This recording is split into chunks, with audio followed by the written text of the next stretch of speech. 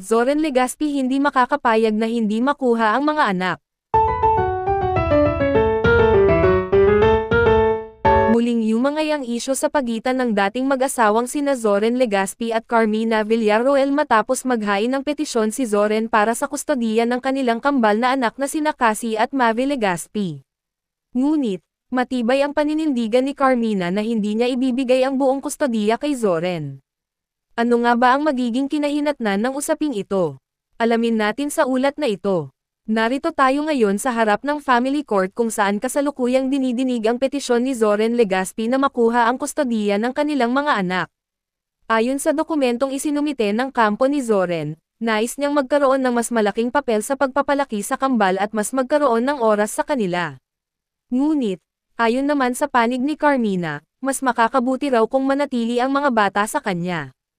Ayon sa isang source, matagal nang pinag-iisipan ni Zoren ang hakbang na ito. Gusto lang niyang makasama ng mas madalas ang kanyang mga anak, hindi ito laban kay Carmina, ayon sa isang malapit sa aktor. Samantala, nagkakabahagi ang opinyon ng mga netizens sa usaping ito. May ilan na sumusuporta kay Zoren at sinasabing may karapatan din siyang makasama ang kanyang mga anak. Ngunit may ilan ding nagsasabing mas makakabuti para sa kambal na manatili sa pangangalaga ng kanilang ina.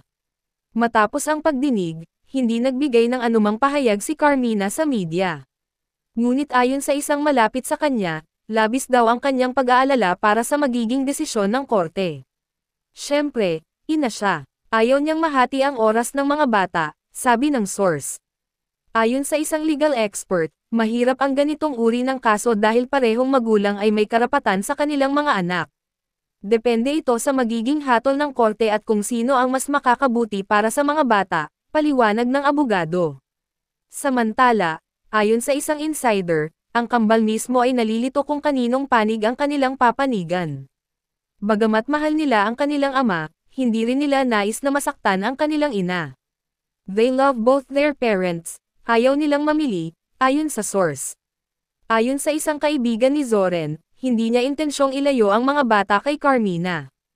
Ang gusto lang niya ay mas magkaroon ng oras kasama sila, hindi ito isang laban kung sino ang mas mabuting magulang, dagdag ng kaibigan. Matatandaang ang pamilya nila noon ay isa sa pinakamalapit sa showbiz, ngunit ngayon, tila mas nagiging komplikado ang kanilang relasyon. Nagbigay rin ng reaksyon si Bibi Gandangari tungkol sa isyu. Nakakalungkot kapag mga bata ang naapektuhan sa paghihiwalay ng mga magulang. Sana lang, magkaroon ng maayos na kasunduan para sa kanila. Ayon sa dokumentong ito, opisyal nang naghain ng petisyon si Zoren para sa shared custody ng kanilang kambal. Nagpost si Cassie ng isang makahulugang mensahe na tila nagpapahiwatig ng kanyang damdamin sa isyong ito.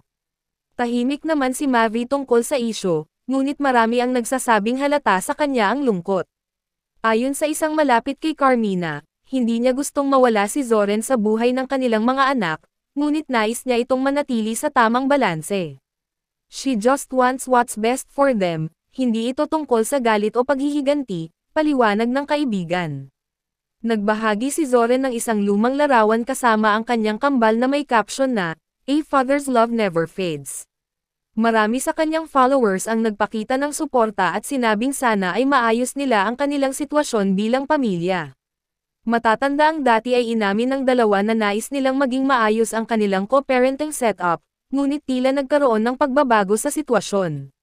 Sa ngayon, hindi pa tiyak kung ano ang magiging desisyon ng korte tungkol sa usaping ito. Habang patuloy na lumalaban si Zoren para sa kanyang karapatan bilang ama, nananatili namang matatag si Carmina sa kanyang paninindigan. Ano ang magiging hatol ng korte?